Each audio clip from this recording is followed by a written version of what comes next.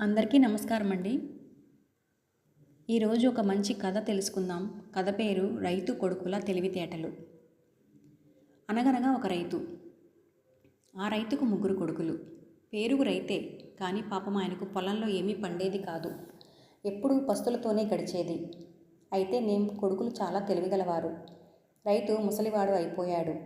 నాయనలారా, మీరు రాజు దగ్గరికి వెళ్ళి మీ తెలివితేటలు చూపించి కొలువులో ఏదైనా ఒక ఉద్యోగం సంపాదించుకొని బతకండి అని చెప్పి చనిపోయాడు. రైతు కొడుకులు తండ్రి మాట ప్రకారం రాజధానికి బయలుదేరారు. ఆ రోజుల్లో రైళ్లు బస్సులు లేవు కదా, అందువల్ల కాలినడకనే ప్రయాణం సాగిస్తున్నారు రైతు కొడుకులు. దారిలో ప్రతి దాన్ని గమనిస్తూ నడుస్తున్నారు. ఇలా నడుస్తుంటే వాళ్ళకి ఒక వ్యాపారి ఎదురయ్యాడు. అయ్యా, మీకు దారిలో ఎక్కడైనా గుర్రం కనిపించిందా? నా గుర్రం తప్పిపోయింది అని అడిగాడు. మొదటి కొడుకు గుర్రం ఈ దారినే పోయింది అన్నాడు. రెండోవాడు ఆ గుర్రానికి కుడికన్ను గుడ్డిది కదూ అన్నాడు. మూడోవాడు ఆ గుర్రం మీద ఓ పిల్లవాడు కూర్చుని ఉన్నాడు కదండి అన్నాడు. వ్యాపారికి పట్టరాని సంతోషం కలిగింది. ఎంత మంచి సంగతి చెప్పారు బాబు, గుర్రాన్ని ఎక్కడ చూశారు అని ఆతృతగా అడిగాడు. అబ్బే, మేము గుర్రం చూడనే లేదండి అన్నారు ముగ్గురు అన్నదమ్ములు. గుర్రాన్ని చూడనే లేదా? అయితే అది ఈ దారిన పోయిందని, దాని కుడికన్ను గుడ్డిదని, దానిమీద పిల్లాడు ఉన్నాడని ఎలా చెప్పారు అని కోపంగా అడిగాడు వ్యాపారి. అది మా తెలివితేటలతో చెప్పాము అని జవాబిచ్చాడు రైతు కొడుకులు. వ్యాపారికి ఒళ్ళు మండిపోయింది. ఓహో, తెలివితో చెప్పారా? చూస్తే మీరే నా గుర్రాన్ని దొంగిలించినట్టున్నారు. పదండి రాజు దగ్గరికి అని దబాయించాడు. రాజు దగ్గరికి తీసుకెళ్ళి సంగతి అంతా చెప్పాడు. ఏం, మీరు గుర్రాన్ని దొంగిలించారా అని అడిగాడు రాజు. లేదు మహారాజా, మేము దాన్ని చూడనే లేదు. మా తెలివితేటలతో చెప్పాము అంతే అని దండం పెడుతూ చెప్పారు అన్నదమ్ములు.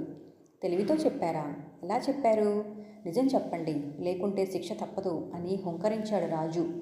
రాజా, దాని అడుగుల గుర్తులు బట్టి అది గుర్రమని, ఆ దారిలో వెళ్ళిందని గుర్తించి చెప్పాను అన్నాడు మొదటివాడు.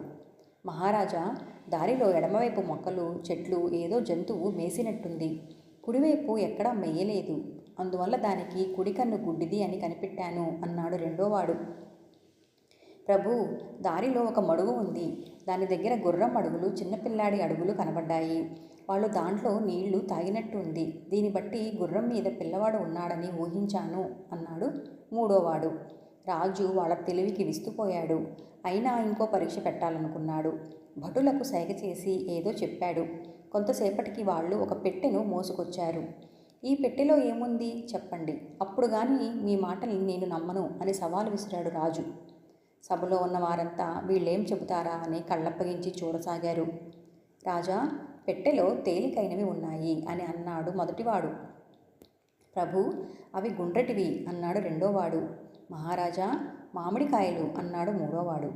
భటులు పెట్టె తెరిచి చూపించారు. అవి మామిడికాయలే. వాళ్ళు చెప్పింది సరిగ్గా సరిపోయింది. రాజుకి కూడా ఎంత అద్భుతం అనిపించింది. ఎలా చెప్పారు అని వాళ్ళని అడిగాడు. భటులు తేలిగ్గా మోయడాన్ని బట్టి అవి తేలికైనవి అని గుర్తించాను అన్నాడు మొదటివాడు. పెట్టెలో అటు ఇటు దొర్లుతుండడం బట్టి అవి గుండనివి అని చెప్పా అన్నాడు రెండోవాడు. ఏముంది రాజా, భటులు తూర్పు వాకిలి నుంచి పెట్టెను తెచ్చారు. ఆ వైపు మామిడి తోపు ఉంది. ఇది ఎండాకాలం, ఇప్పుడు కాచేది మామిడికాయలేగా, అందువల్ల చెప్పగలిగాను అన్నాడు మూడోవాడు. రాజుకు రైతు కొడుకుల తెలివితేటలు ఎంతో ముచ్చటేశాయి. గుర్రాన్ని మీరు ఎలా గుర్తించారో వ్యాపారికి ఎందుకు చెప్పలేదు అని ప్రశ్నించాడు. రాజా, మేము చెప్పలేదు కాబట్టే వ్యాపారి మమ్మల్ని మీ కొలువుకి తీసుకొచ్చాడు. తమ దర్శనం సులభంగా దొరికింది. లేకుంటే ఈ పల్లెటూరి రైతు బిడ్డలకి మీ కొలువులోకి ప్రవేశం దొరికేదా? మీతో మాట్లాడగలిగే వాళ్ళమా అని రైతు కొడుకులు వినయంగా చెప్పారు. రాజుగారికి వాళ్ళ తెలివితేటలు తెలిసొచ్చాయి. వారిని ఎంతో మెచ్చుకున్నాడు. అలాంటి వాళ్ళు తన కొలువులో తప్పకుండా ఉండాలని ముగ్గురికి మంచి కానుకలు ఇచ్చాడు. ఉద్యోగాలు కూడా ఇచ్చాడు. అంత తెలివిగల వాళ్ళని తన దగ్గరికి తెచ్చినందుకు వ్యాపారికి కూడా కానుకలు ఇచ్చాడు. ఇదండి కథ.